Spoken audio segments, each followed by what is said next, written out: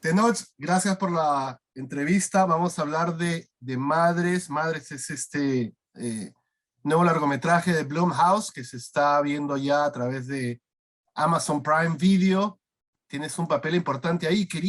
Obviamente vamos a hablar de la película, pero quería que me comentaras un poco cómo te sientes con este protagonismo que estás tomando en películas, ¿no?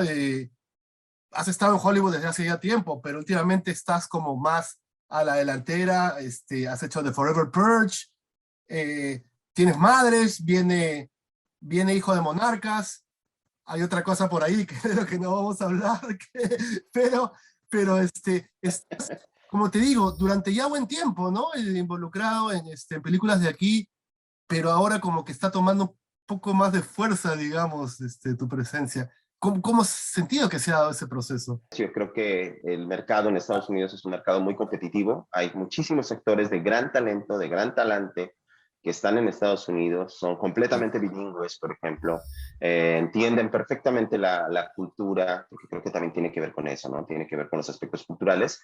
Y así que, pues para mí la ruta lógica en mi carrera fue siempre primero generar un nombre y una presencia en el cine mexicano, en el cine de mi país, para después poder aspirar a competir con toda la gran lista de actores de primer nivel que hay en los Estados Unidos y que que comparten conmigo el fenotipo, el origen y demás cosas, ¿no? Entonces, ha sido poco a poco, y hice Nómadas, por ejemplo, que era una película mexicana, pero que hicimos en Nueva York hace aproximadamente 10 o 11 años con Lucy Liu.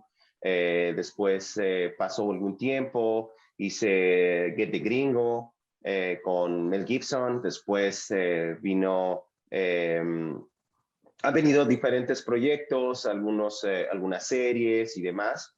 Por ejemplo, Mozart in the Jungle, Bel Canto, que hice hace aproximadamente 6 años. Entonces, es poco a poco han ido abriéndose las oportunidades y ahorita precisamente creo que vino un boom. Creo que también el que haya participado en la serie de Narcos y que para el mercado norteamericano también yo signifique una presencia que además puede sostener un proyecto y un personaje como el que desarrollé en Narcos. Creo que eso les hizo ver que podía estar acá, que tenía lo necesario para poder trabajar en este cine. No es que sea diferente actuar en México, en español o en Estados Unidos. Lo que pasa es que es otro idioma y es otra cultura y son otras reglas. Y entonces yo creo que necesitaban darse cuenta de que era capaz de hacerlo. Y de pronto, pues sí, de pronto empezaron a llover más y más trabajos, muchos proyectos interesantes. La Purga, por ejemplo, me parece un proyecto sumamente interesante. El planteamiento de todas y cada una de ellas es bastante inteligente. Y después viene Madres, que a mí me pareció hermosísimo el guión. Cuando lo leí, terminé de leerlo y me asustó más que la historia, porque en México tenemos 1000 historias de terror y todo el tiempo estamos hablando de la muerte y cosas por el estilo. Es el hecho de que es una historia real, está basada en hechos reales. Y eso fue lo que me terminó asustando cuando terminé de leerla, el guión, y vi el final. Dije, ¡ay, Eso es lo cabrón! que te quería decir justamente, hablando de la purga y hablando de Madres, está esta inclinación hacia las temáticas sociales, esta inclinación hacia la denuncia, incluso un poco política, y eso es algo que a ti te interesa particularmente. Lo hemos visto en tus redes sociales, en tus declaraciones. Tú has estado muy activo en todo esto, incluso con el movimiento este de Poder Prieto. Entonces sí, asumo que no eliges simplemente papeles por eso, pero o sea, te sientes cómodo también con propuestas de esa clase, ¿no? Que apunten a lo que tú quieres transmitir en tu vida, quizás fuera de cámaras también. Sí, lo que pasa es que yo creo que el arte que no cuestiona no es arte, solamente es adorno, ¿no? Es artesanía. Bueno, no, artesanía no, quiero retirar esa palabra, no es artesanía Sí. porque la clasificación de artesanía es una clasificación sumamente racista. Pero no es arte, es entretenimiento, ¿no? Entonces el arte cuestiona, el arte te hace pensar. El arte nunca da soluciones, el arte no da las respuestas, el arte solo hace las preguntas, ¿no? ¿Y cómo vamos a hacer las preguntas si no sabemos lo que está pasando? Entonces yo creo que un artista debe tener un discurso personal, todo artista debe tener un discurso personal. Si no tienes un discurso personal, pues eres una persona que se dedica al entretenimiento, y qué bueno, el entretenimiento me encanta, yo soy feliz, Ajá. yo veo pura película palomera, trato de ver todo tipo de cine, pero generalmente ando viendo películas palomeras y me ¿Cuál es, divierto y me perdón, la entretengo. más palomera que has visto que te ha gustado? O sea, La última, la última palomera que he visto que me gustó, ay, esa es una buena pregunta, déjame pensar porque pero de todos tiene los tiempos, un... ¿cuál es tu película palomera máxima, digamos? Ah, de todos los tiempos, Sí. híjole, no sé. Es que, ¿sabes qué? Por ejemplo, no sé si Terminator 2 sea palomera. No pasa, está bien, esa ya está en otro nivel, creo, ¿ah? Sí, es que creo que no está tan palomera. Pero bueno, Pero bueno, hay muchas películas de superhéroes, por ejemplo, que me gustan muchísimo. Algunas son muy palomeras, otras tienen otros planteamientos y otros cuestionamientos mucho más interesantes, ¿no? Entonces, en general, a mí me gusta, no estoy peleado con el entretenimiento, yo he hecho cosas que solamente están dirigidas al entretenimiento, pero creo que al final del día, ya cuando empiezas a hablar de cosas serias, pues hay que ponernos realmente serios y hay que entender las cosas y hay que, sobre todo esto que te digo, yo no creo, no comulgo con quien se llama a sí mismo artista y no tiene un discurso y no tiene algo que decir o algo que le mueve o algo que lo obsesiona. O sea, el arte precisamente sirve para extirpar los demonios personales, los demonios de la sociedad, los demonios del lugar donde vivimos.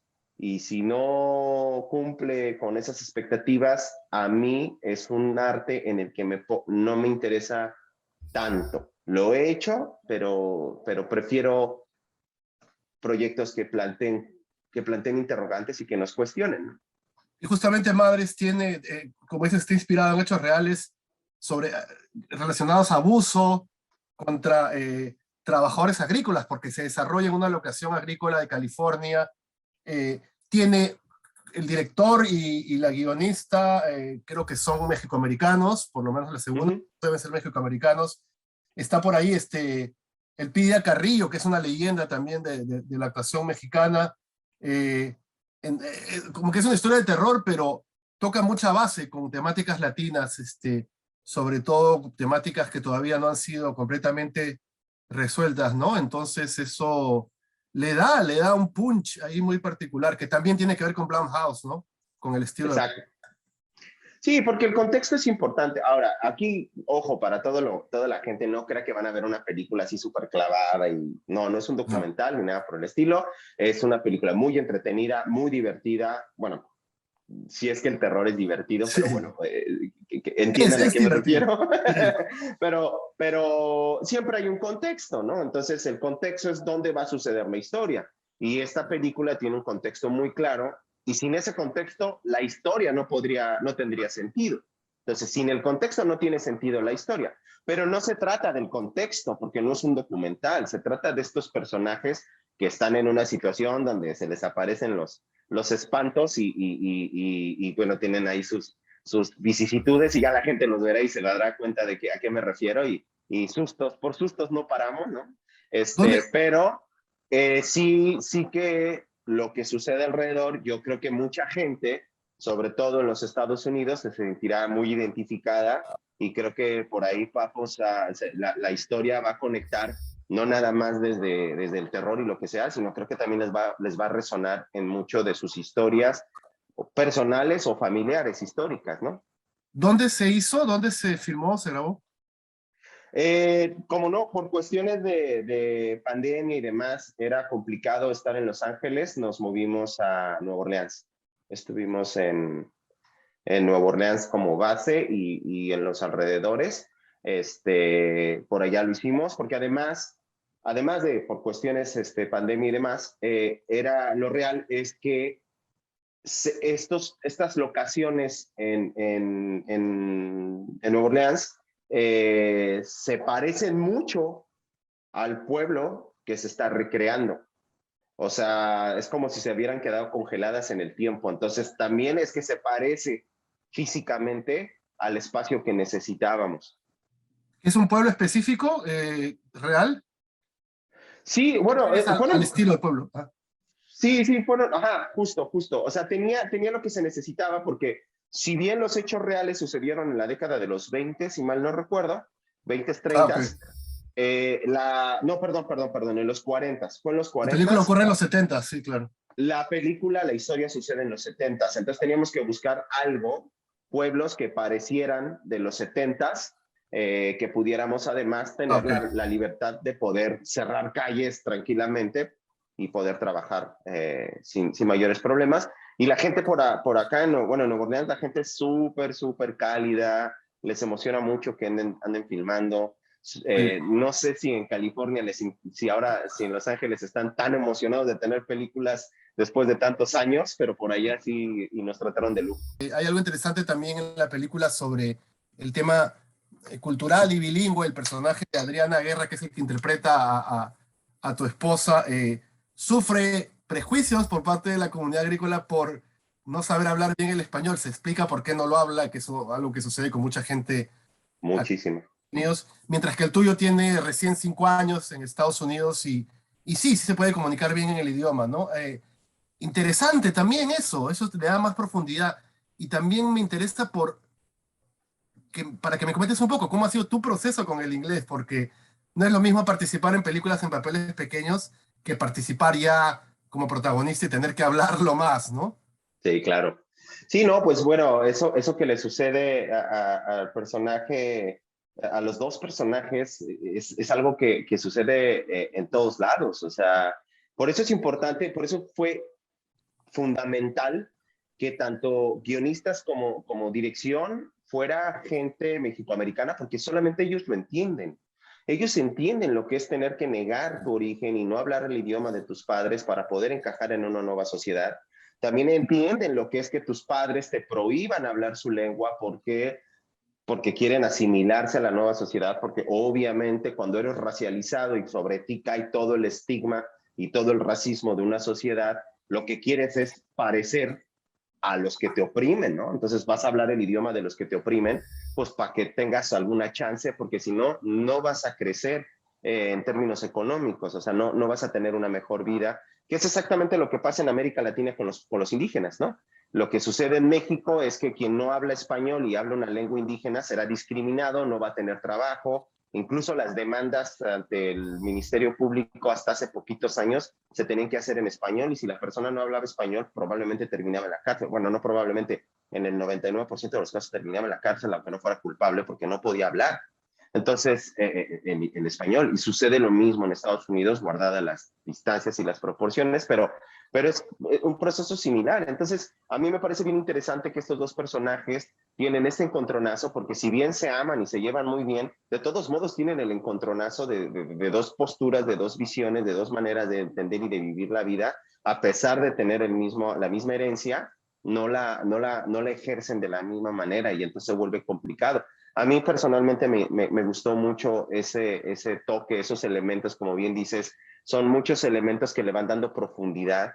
Y bueno, ya a nivel personal, pues sí es complicado de repente una nueva lengua, un nuevo idioma, porque la manera de pronunciar el idioma, más allá del acento o no el acento, es que, por ejemplo, en inglés hacen énfasis en ciertas palabras que en español no, por ejemplo, ¿no?